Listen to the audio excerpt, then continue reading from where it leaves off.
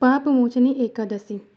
यूँ तो सभी एकादशियों के व्रत पापों को समाप्त करके अनंत पुण्य प्रदान करते हैं, परंतु चैत्र मास के कृष्ण पक्ष की इस एकादशी का व्रत तो जन्म जन्मांतरों के पाप भी नष्ट हो जाते हैं। सभी प्रकार की समृद्धि, सुख और अनंत में मोक्ष प्रदायक इस एकादशी को भगवान विष्णु की पूजा आराधना करने का शास्त्रीय विधान है।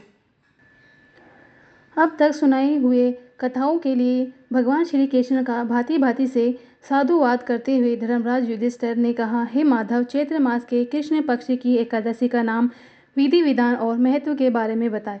यह भी बताया कि इस दिन किस देवता की और किस प्रकार पूजा की जाती है। तब भगवान श्री कृष्ण ने कहा, हे राजन, सभी पापों को नष्ट करने वाली इस एकादशी का नाम पाप मोचनी है। इस दिन भगवान विष्णु की पूजा करने का शास्त्रीय विधान है।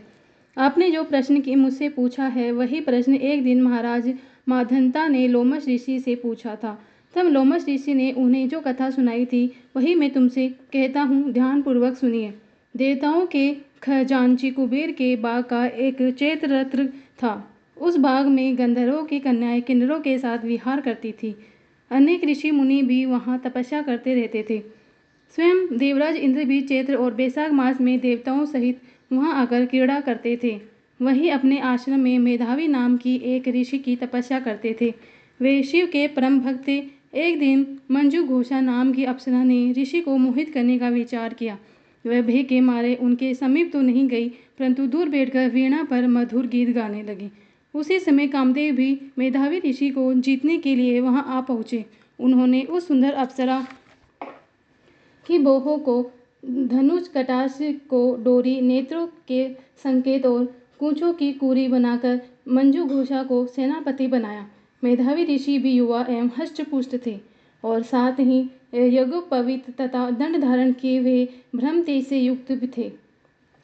मंजू घोषा ऐसे सुंदर ऋषि को देखकर उनकी सुंदरता पर मुग्ध हो गई और अपने गीत, चूड़ियों और नुपुरों की झनकार तथा नृत्य और हाव भाव दिखाकर मुनि को रिझाने लगी। कुछ समय तक यही क्रम चलता रहा। अंत में कामदेव ने ऋषि को पराजित कर दिया। फलस्वरूप ऋषि मंजू घोष के साथ रमण करने लगे और काम में इतने वशीभूत हुए कि उन्हें दिन तथा रात्रि का कुछ भी विचार नहीं रहा। इस प्रकार दिन बीतने लगे। एक दिन मंजू घोषा बोली, हे मुनि, मुझे बहुत समय हो गया है, अब स्वर्ग जाने की आज्ञा दीजिए। तब मुनि बोले, आज इसी संध्या हो आई है, प्रातःकाल होने तक चली जाना। मुनि के वचन सुनकर अप्सरा कुछ समय तक और रुकी रही।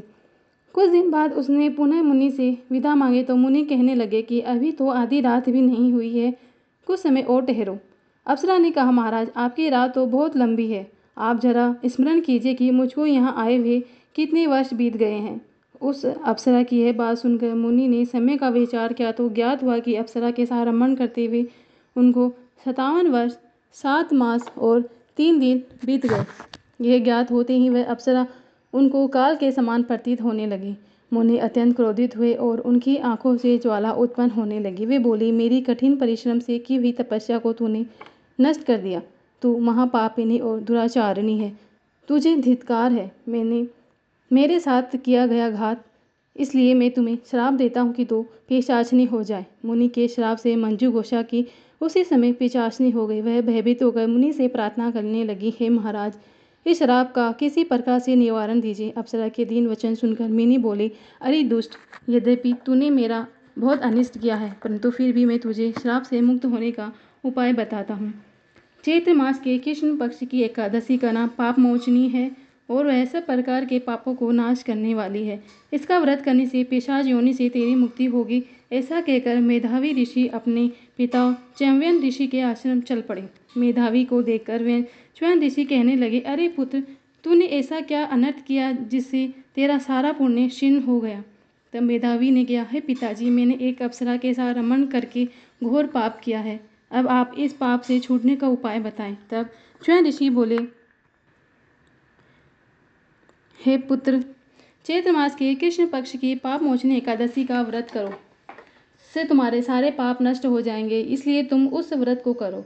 पिता की आज्ञा पाकर मेधावी ऋषि ने विधि पूर्वक इस व्रत को किया, जिससे उसके समस्त पाप नष्ट हो गए। उधर मंजू घोषा भी व्रत के प्रभाव से पिशाचिनी योनि से मुक्त पाकर दिव्य रूप धारण कर वे स्वर्गलोक को चली गई। लोमश ऋषि बोले, हे राजन, पाप मोचनी एकादशी का व्रत करने से सब पाप नष्ट हो जाते हैं।